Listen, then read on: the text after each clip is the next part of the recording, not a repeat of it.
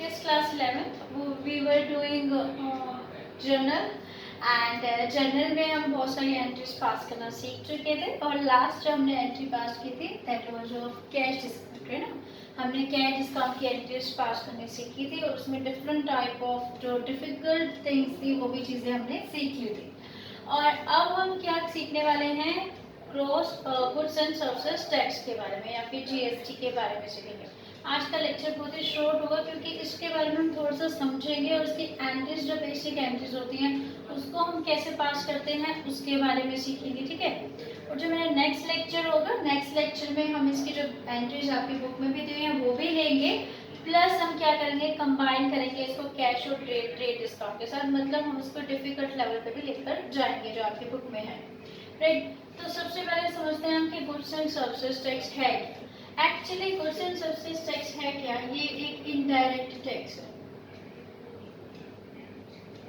तो first question from the student, सबसे पहला क्वेश्चन स्टूडेंट से आता है कि मैम इनडायरेक्ट टैक्स होता क्या है। बेटा देखो, दो तरह की टैक्सेस होते हैं जो गवर्नमेंट हमसे लेती है, एक डायरेक्ट टैक्स होता है, एक इनडायरेक्ट टैक्स होता है। डायरेक्ट टैक्स वो टैक्स होता है जो कि हम सीधा डायरेक्ट खुद ही दे रहे हैं, तो उसको हम क्या बोलते हैं, डायरेक्ट टैक्स बोलते हैं। जैसे मेरी इनकम पे कोई टैक्स लगता है तो that is called direct tax. लेकिन इनडायरेक्ट टैक्स वो टैक्स होता है जो कि मैं खुद ना देकर किसी और से लेकर फिर गवर्नमेंट को दे रही हूँ, दैट इज कॉल्ड इनडायरेक्ट, क्योंकि डायरेक्टली मेरे पास से नहीं जा रहा है, ठीक है ना, वो तो इनडायरेक्टली किसी और से आकर मेरे पास से जाता है, तो that is called indirect tax. Example हम ले सकते हैं, सपोज आप किसी रेस्टोरेंट में जाते हैं, रेस्टोरेंट में खाना खाते हैं, 2000 का आपका बिल आ गया, सपोज 2000, आप कई बार देखेंगे, आप कई बार बिल देखना तो उसमें क्या होता है, वो प्लस जीएसटी भी करके देता है आपको। अगर वो 2000 में प्लस आपसे 200 रुपीज या 100 रुपीज आपसे ज्यादा ले रहा है बिकॉज ऑफ टैक्स, तो वो टैक्स वो क्या करता है, आपसे ले लेगा 100 रुपीज एक्स्ट्रा और उस 100 रुपीज को क्या करेगा, गवर्नमेंट को डिपॉजिट करा देगा, ठीक है, वो टैक्स गवर्नमेंट को दे देगा। तो वो टैक्स क्या हुआ, उसके लिए इनडायरेक्ट टैक्स हुआ, क्योंकि उसने खुद डायरेक्टली नहीं दिया गवर्नमेंट को, उसने कहीं और से वसूला उस टैक्स को और उसने गवर्नमेंट को डिपॉजिट करा दिया, तो वो टैक्स क्या कहलाएगा, इनडायरेक्ट टैक्स कहलाएगा। ऐसे ही जीएसटी भी क्या है, ये भी क्या है, इनडायरेक्ट टैक्स है। इसके अलावा क्या, ये एक वैल्यू एडिड टैक्स है, ठीक है। हम इसमें सिर्फ उतना ही समझेंगे बेटा, क्योंकि आप 11th में हैं तो ज़्यादा डीप भी समझने की जरूरत नहीं है, उतना ही जितना आपके सिलेबस में है और जो कि एंट्रीज बनाने के लिए आपको प्लस कुछ करेगा, तो उतना ही हम इसको सीखने वाले हैं। देख, ये भी एक तरह का क्या है, वैल्यू एडिड टैक्स है, जो कि वैल्यू एड होता है उसी पे ही टैक्स दिया जाता है। कैसे, सपोज एक पर्सन है बी, वो क्या करता है, 10,000 की गुड्स परचेज करता है, 10,000 की गुड्स परचेज की, किससे की, सपोज एक्स से की। अब वो एक्स क्या कहता है, एक्स क्या कहता है, ठीक है आप 10,000 की गुड्स परचेज कर रहे हो, टेक इट, बट इस पे आपको मुझे 10% जीएसटी देना पड़ेगा, तो बी को तो देना पड़ेगा जीएसटी, तो वो कहेगा ठीक है चलो 1000 आप मुझसे क्या ले लो, जीएसटी ले लो और आप मुझे वो गुड्स दे दो। तो एक्स से परचेज कर ली बी ने और वो गुड्स उसको कितने के पड़ गए, 11,000 के, राइट। अब बी क्या करता है, एक कस्टमर आता है सी, जो कहता है कि मुझे ये गुड्स चाहिए, प्लीज आप मुझे दीजिए, तो वो कहता है ठीक है, अब 10,000 की तो मैंने गुड्स खरीदी, तो 10,000 की तो मैं देने वाला नहीं हूँ, प्रॉफिट कमाऊंगा, बिजनेस है, तो वो कहते हैं ठीक है मैं आपको 12,000 की ये गुड्स दूंगा, तो सी कहता है ओके कोई प्रॉब्लम नहीं है, तो वही गुड्स जो 10,000 की थी वो उसने सी को 12,000 में बेच दी। लेकिन वो उससे बोलेगा कि ठीक है 12,000 के गुड्स हैं, लेकिन आप मुझे क्या करने वाले हो, जीएसटी देने वाले हो, ठीक है ना। ये जीएसटी की प्रोसेस है बेटा, कैसे जीएसटी कलेक्ट होता है और कैसे जीएसटी पेमेंट किया जाता है। तो वो कहेगा ठीक है 10% टैक्स तो आपको भी देना पड़ेगा क्योंकि मैंने भी दिया है 10% टैक्स, तो सी कहता है चलो ठीक है 12,000 का 10% टैक्स हो गया, 1200 टैक्स आप मुझसे ले। अब बी क्या करेगा, सी से क्या ले लिया उसने, 1200 रुपीज टैक्स ले लिया, लेकिन ए उसने क्या कर रखा है, 1200 लिया जरूर है पर 1000 दिया भी तो हुआ है एक्स को, ठीक है ना। तो अब उसके पास कितना टैक्स बचा, जो रिमेनिंग, उससे क्या था, वो अब इन दोनों को क्या करेगा, सेट ऑफ करेगा, ठीक है।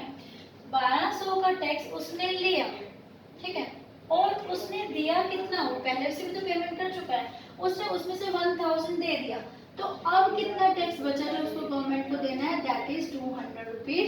और बाकी के 200 रुपीज जो उसके पास रहा वो क्या करेगा, गवर्नमेंट को डिपॉजिट करा देगा। तो इस तरह से टैक्स की प्रोसेस चलेगी। ऐसे ही सी अगर डी को बेचता है तो डी को जितना बेचेगा, अगर सपोज इससे ज्यादा का बेच देता है, मुझसे कहते हैं ठीक है 14,000 का आप लीजिए, तो 14,000 लेकिन आपको मुझे 1400 रुपीज टैक्स देना पड़ेगा। तो सी क्या कहेगा, ठीक है मैंने टैक्स 1200 रुपये दिया भी तो है, आपसे 1400 रुपये लिया है, तो 1200 दिया है, तो मुझे गवर्नमेंट को कितना जमा कराना है, 200 रुपये जमा कराना है। तो इस तरह से ये प्रोसेस चलती रहेगी, जितनी वैल्यू ऐड होती रहेगी उतना ही टैक्स जाता रहेगा। अब देखो जितनी वैल्यू ऐड हो रही है टैक्स उतना ही जा रहा है। कितनी, देखो यहाँ पर 2000 की वैल्यू ऐड हो रही है ना बेटा, इसने 2000 की वैल्यू ऐड की, 2000 का 10% कितना आ गया, 200 रुपये, तो इसने कितना दिया, 200 रुपये टैक्स दिया। तो जितनी वैल्यू ऐड होती जाएगी उतना ही टैक्स होता जाएगा, ठीक है। यहाँ पर कितनी वैल्यू ऐड हुई, 2000, अगेन उसने 14,000 का बेचा, तो 1400 माइनस 1200 दैट इज 200। तो यहाँ पर भी उसने क्या किया, वैल्यू जितनी ऐड होती जाएगी उसी पे ही वो टैक्स बनता जाएगा। तो इसलिए हम इसको वैल्यू एडेड टैक्स भी बोलते हैं, ठीक है। अब थोड़ा बहुत बस इतना ही इनफ है आपके लिए जानना, डीपली ज़्यादा इसको नहीं पढ़ेंगे जीएसटी को हम लोग। इतना ही है कि वैल्यू एडेड टैक्स है, एक इनडायरेक्ट टैक्स होता है, और इसको हमने सीख लिया है क्यों वैल्यू एडेड टैक्स इसको कहा जाता है। इसके अलावा जो बहुत चीज़ें आपको, जो दो चीज़ें आपको बहुत इंपॉर्टेंट है वो चीज़ें सीखनी है, ताकि हम इसको एंट्री में भी इसको यूज़ कर सकें जब हम इसकी जनरल एंट्री करें। तो ये चीज़ सीखिए बेटा, जो जीएसटी होता है गुड्स एंड सर्विसेज टैक्स, वो एक्चुअली में 3 टाइप्स का होता है। First is CGST, second is SGST and third is IGST। और इसकी फुल फॉर्म क्या है, यहाँ पर मैं लिखूंगी central goods and services tax, यहाँ पर state goods and services tax, यहाँ पर मैं लिखूंगी integrated goods and service tax, right. इनकी जो फुल फॉर्म है वो CGST, SGST और IGST की फुल फॉर्म क्या है, सेंट्रल, स्टेट और इंटीग्रेटेड होती है। अब ये क्या टैक्सेस हैं, देखो बेटा, ये जो CGST टैक्स है वो क्या टैक्स होता है, CGST और SGST कब लगाए जाते हैं, तो CGST और SGST जो है टैक्स वो एक ही जैसी कंडीशन में लगाए जाते हैं। सपोज अगर एक गुड है या एक प्रोडक्ट है जो सेम स्टेट में ही परचेज और सेल हो रहा है, तो ऐसे सिचुएशन में क्या होता है, CGST और SGST लगाया जाता है। फॉर एग्जाम्पल सपोज आप पंजाब या हरियाणा कहीं पर ही रहते हैं और हरियाणा में ही गुड्स खरीदते हैं और हरियाणा में ही बेच देते हैं, परचेजिंग और जो सेलिंग हो रही है वो एक ही स्टेट में हो रही है, तो आप पे कौन से टैक्स लगने वाले हैं, CGST और SGST टैक्स लगता है। और एक चीज ध्यान रखिए बेटा, जो CGST और SGST टैक्स होते हैं वो दोनों क्या होते हैं, इक्वल होते हैं। अगर आपको कोई कहे कि GST लगाना है, वो भी CGST SGST, और आपको 18% दे दिया उसने रेट, तो इसका मतलब 9% तो CGST टैक्स जाएगा और 9% क्या जाएगा, SGST टैक्स जाएगा। तो मैं लिख सकती हूँ कि जो CGST और SGST टैक्स हैं वो एक्चुअली में इंट्रा स्टेट टैक्स है। इंट्रा स्टेट टैक्स में जो एक ही स्टेट के अंदर जब उसको परचेज और सेल करते हैं तो आपको ये दोनों टैक्स देने पड़ते हैं। अब come to IGST, integrated GST। तो इंटीग्रेटेड GST क्या होता है, जब आप एक स्टेट से परचेज करते हैं लेकिन उसको जब सेल करते हैं वो दूसरे स्टेट में करते हैं, तो उस टाइम पे आपको कौन सा टैक्स देना पड़ेगा, IGST। सपोज आप पंजाब में रहते हैं बट आप दिल्ली से गुड्स खरीदते हैं या फिर हरियाणा से गुड्स खरीदते हैं, लेकिन उस प्रोडक्ट्स को या उस गुड्स को कहाँ पर बेच रहे हैं, पंजाब में बेच रहे हैं, तो ऐसे में आपको कौन सा टैक्स देना पड़ेगा, IGST टैक्स देना पड़ेगा। और IGST को हम क्या लिख सकते हैं कि इंटर स्टेट टैक्स है, मतलब एक स्टेट से दूसरे स्टेट में परचेज या सेल करने पे आपको IGST देना पड़ता है, राइट। तो IGST कहा जाता है सेंटर के पास जाता है और CGST और SGST बढ़ जाता है। ये चीजें आपको जानने की जरूरत नहीं है क्योंकि इतना आपके सिलेबस में नहीं है, ठीक है। अब हमें पता चल गया कि CGST और SGST हैं जो कि हमारे इंट्रास्टेट हैं, और IGST क्या है, इंटरस्टेट है। एंट्रीज में क्या देंगे आपको, एंट्रीज में आपको देंगे कि अगर सपोज जो गुड्स परचेज की गई है वो दिल्ली से परचेज की गई हैं और उसको हरियाणा में बेचा गया है, तो आपने टैक्स जो लगाना है वो अपने हिसाब से लगा लीजिए, 5% टैक्स है। तो आपको पता चल जाएगा क्योंकि इंटरस्टेट है तो IGST लगाना है। तो ऐसे ये चीज़ आप दिमाग में लेके चलेंगे, क्योंकि आपके एंट्री में चीज़ दी हुई होगी कि सेम स्टेट में आप परचेज सेल कर रहे हैं या फिर आप डिफरेंट स्टेट में परचेज सेल कर रहे हैं। अभी आपको कैसे दिया होगा CGST SGST, दो तरह से दिया होगा, या तो आपको बता दिया होगा दैट इज 16%, राइट, 16% तो कुछ है ही नहीं, तो चलिए ना 18% देते हैं, 18% है। तो अगर वो आपको 18% दे रहा है तो 9% CGST लगाएंगे और 9% क्या लगाएंगे, SGST लगाएंगे, ठीक है ना। अभी चीज समझ में आ गया आई होप आपको। अब हम इसके दो चार एंट्रीज करना सीखते हैं कि हम इसको एंट्री में करेंगे कैसे, कैसे दिखाएंगे। पर इससे पहले मैं आपको बहुत इंपॉर्टेंट चीज बताती हूँ। देखिए, जब भी आप कोई चीज परचेज करते हैं तो हमेशा क्या करेंगे, हम दो तरह के CGST SGST या IGST की तरह से डील करेंगे ये तीनों में। फर्स्ट इज, पहला जो हम डील करने वाले हैं दैट इज इनपुट, और दूसरा है आउटपुट, ठीक है। तो जब भी आप कोई चीज परचेज करते हैं तो आप कौन सा CGST SGST या IGST लेके चलेंगे, दैट इज इनपुट, ठीक है। तो आप उसके आगे लिखेंगे इनपुट CGST, इनपुट SGST या फिर इनपुट IGST। और अगर जब आप सेल करते हैं तो हम आउटपुट लेके चलेंगे, कैसे, ये ध्यान रखो बेटा। चलिए एक एग्जांपल लेते हैं। सपोज जो परचेज हुए गुड्स के, purchase goods of rupees 20,000 paying 5% CGST and 5% SGST, ठीक है। आपकी एंट्री कुछ इस तरह से है। अब आपने परचेज गुड्स किए हैं और आपने उसको गुड्स को किस से खरीदा है, फ्रॉम राम, आपने राम से उस गुड्स को खरीदा है। नाम दिया हुआ है तो सबको पता है कि ये जो गुड्स खरीदी गई हैं उधार पर खरीदी गई हैं, राइट। तो अब पहले अगर मेरी सिंपल एंट्री होती विदाउट CGST और SGST की, तो मैं एंट्री क्या करती, purchases account debit, purchases account debit to Ram, purchases account debit to Ram, मैं ये एंट्री कर देती। लेकिन यहाँ पर तो CGST और SGST भी हैं, तो अब हम इस पे क्या एंट्री करेंगे, जब भी हम परचेज करेंगे गुड्स को तो हम क्या करेंगे, input CGST, input word use करेंगे। तो मैं यहाँ पर क्या लगाऊंगी, परचेज। अब देखो क्या होता है बेटा, एक सिंपल से एग्जांपल, इसको रटना नहीं। अगर सपोज मेरी जो गुड्स है वो 20,000 की है, 20,000 की गुड्स मैंने किससे खरीदी, उस जगह पे भी आपको 5% तो CGST देना पड़ेगा। तो मैं कहूँगी चलो ये 20,000 की गुड्स तो 21,000 की हो गई, फिर हो गएगा 5% तो SGST भी है, चलो ये 22,000 की हो गई गुड्स मेरी, ठीक है ना। तो अब मैंने परचेजेस किया 20,000 का और 2,000 तो मुझे CGST SGST देना पड़ रहा है, तो इसका मतलब मुझे कितना कैश देना पड़ेगा, इन सबको मिलाकर मुझे टोटल 22,000 रुपीज देने पड़ेंगे, या उस पर्सन को 22,000 रुपीज मुझे देने पड़ेंगे। तो देखो कैसे हुई ये एंट्री, परचेजेस मैंने किए 20,000 के, अब मुझे तो टैक्स भी देना है, तो I write input CGST account debit, और इनपुट CGST कितना लगा, 5%, 20,000 पे 5% हो गया 1,000 रुपीज। इसके अलावा मुझे SGST भी देना है, उसने मुझे बोला है, तो input SGST account debit that is 1,000। अब मुझे राम को टोटल कितने पैसे देने पड़ेंगे, दैट इज 22,000 रुपीज, 20,000 के गुड्स और 2,000 रुपए टैक्स, तो आई राइट हियर 22,000। क्लियर हो गया ये चीज। चलिए एक एंट्री और करते हैं, हम सेल की एंट्री करते हैं तो उससे ज्यादा क्लियर होगा आपको, ठीक है।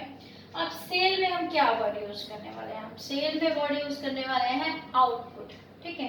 तो ये क्या करते हैं, टैक्स तो हम सबको पता है, टैक्स तो हमेशा उस गुड्स की वैल्यू को क्या करते हैं, बढ़ा देते हैं। कहाँ 20,000 की गुड्स थी, अब मुझे 22,000 रुपए देने पड़ गए, ठीक है ना। अब सेल की एंट्री में CGST SGST को कैसे डील करते हैं, सपोज यही लेते हैं और मैं यहाँ पर लिख देती हूँ सेल ऑफ गुड्स यही सेम लेके चलते हैं 20,000 और प्लस जिसमें मुझे 5%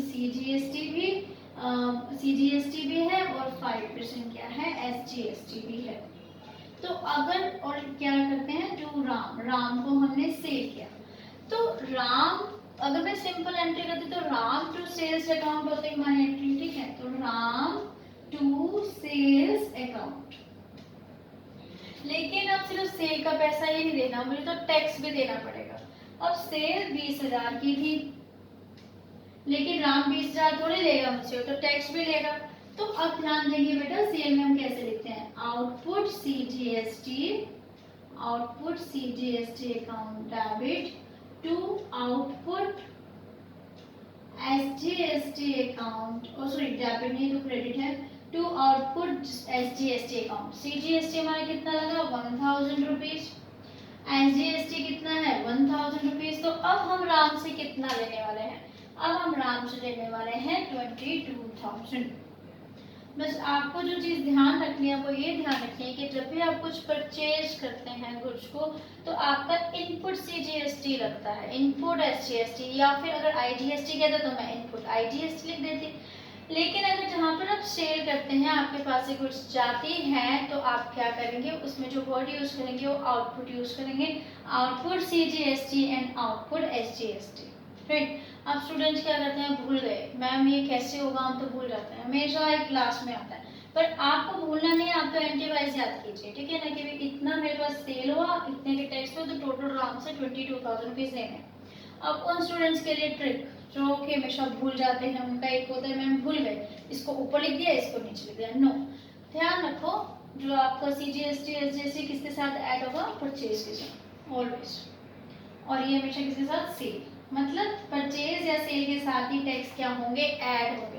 परचेज को डेबिट करते हो ना, तो CGST SGST को भी डेबिट करो, सेल को क्रेडिट करते हो ना, तो फिर CGST SGST को भी क्रेडिट करो, ठीक है ना। तो ये एक ट्रिक है उन बच्चों के लिए जिनका हमेशा मोटो क्या करते हैं, Ram debit, CGST debit, SGST debit to sale. Ma'am हम तो भूल गए, तो उनके लिए ट्रिक ये है कि परचेज के साथ आता है जुड़ा हुआ CGST SGST, और ऐसे ही सेल के साथ जुड़ा हुआ आता है।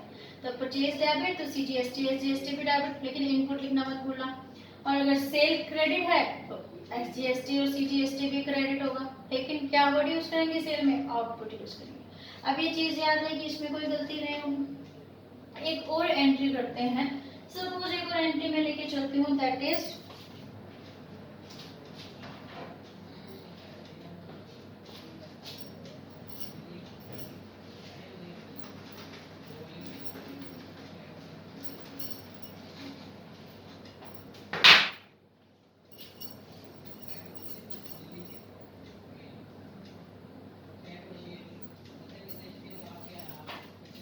मशीनरी परचेज किया आपने, राइट,